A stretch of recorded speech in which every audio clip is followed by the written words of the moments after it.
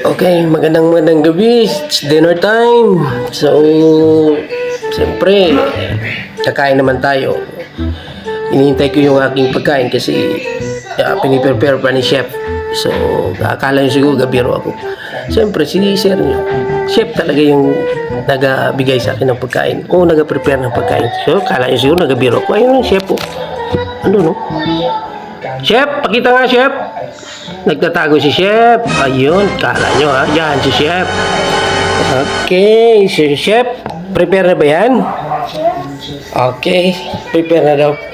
Siyempre, gutom na si Dragon. So, yan. Ayan.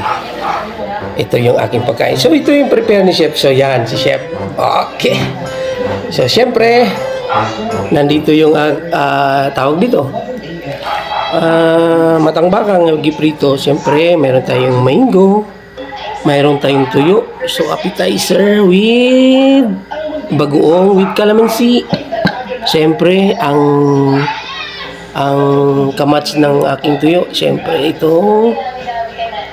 tinatawag nilang noodles. Noodles. So, yan. Napaka-sarap niyan. So, ano pang hinihintay natin? Kain tayo. Wasak. Kain tayo.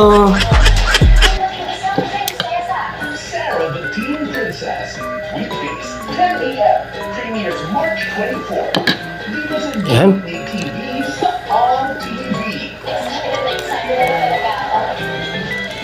Yuk.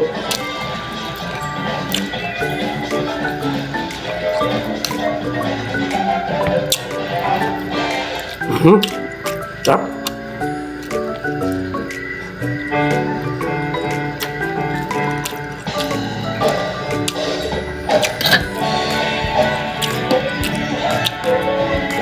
Sabaw.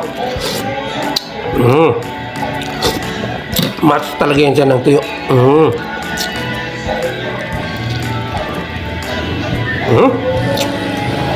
Sarap.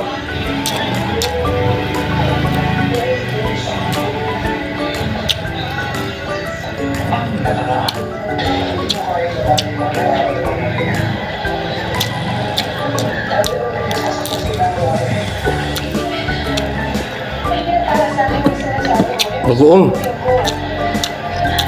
So, sarap.